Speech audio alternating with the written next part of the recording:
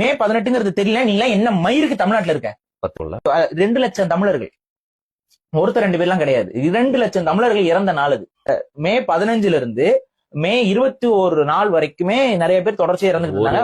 ஒரு வாரம் அது முழுக்க இறப்பு இருந்துச்சு. அந்த மே 18 ஏன் தேர்ந்தெடுத்தாங்க அப்படின்னு பாத்தீங்கன்னா, அன்னைக்குதான் இலங்கை ராணுவம் என்ன சொல்லுதுன்னு பாத்தீங்கன்னா, நோ ஃபயர் ஜோன் அப்படின்னு சொல்லி அறிவிப்பு கொடுக்குறாங்க.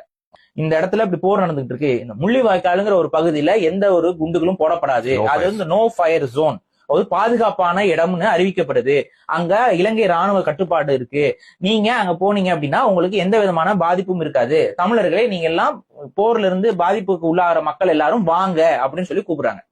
இதை நம்பிக்கிட்டு, இந்த அறிவிப்பை நம்பிக்கிட்டு, உலக நாடுகள் சொல்றதை நம்பிக்கிட்டு நம்ம ஈழ தமிழர்கள் எல்லாரும் என்ன பண்றாங்க, அந்த கேம்ப்ஸை நோக்கி போறாங்க, அதாவது இந்த முள்ளிவாய்க்கால் நோக்கி போறாங்க. அங்க வாசல்ல வந்து சிங்கள ராணுவ வீரர்கள் உட்கார்ந்து இருக்காங்க. அவங்க என்ன சொல்றாங்க, ட்ரெஸ்ஸோட வரக்கூடாதுங்கிறாங்க. ட்ரெஸ்ஸோட வரக்கூடாதுன்னு என்னங்க பண்றேன்னா, எல்லாரும் ட்ரெஸ் அவுத்துட்டு நிர்வாணமா தான் உள்ள போகணும் அப்படிங்கிறாங்க. எங்க என் மக இருக்குங்க, எப்படிங்க நான் ட்ரெஸ் ஆகுனா, ஓ மக முன்னாடி நீ நிர்வாணமா நின்னாத்தான் உன்னை உள்ள விடுவேன். இதெல்லாம் நடந்துச்சு.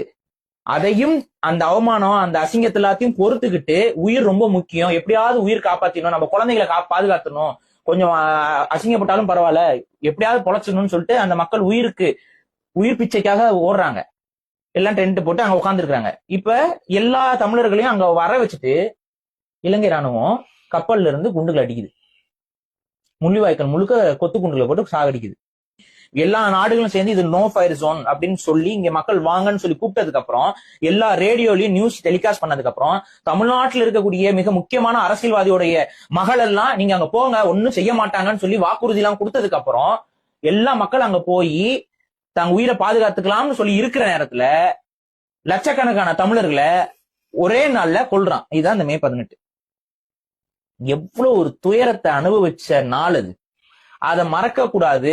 காலத்திற்கும் தமிழர்கள் அந்த வடுவை இழந்து விடக்கூடாது. நமக்கு ஏற்பட்ட வழியை வந்து நம்மளுடைய அடுத்த தலைமுறைக்கு கடத்தணும். அப்பதான் நமக்கு ஏற்பட்ட இன்னல்கள் வரலாறுல திரும்ப யாருக்கும் ஏற்படாது அப்படிங்கிற ஒரு உளவியல்ல அந்த நாளை வந்து நம்ம அனுசரிக்கிறோம், துக்க நாளாக அனுசரிக்கிறோம்.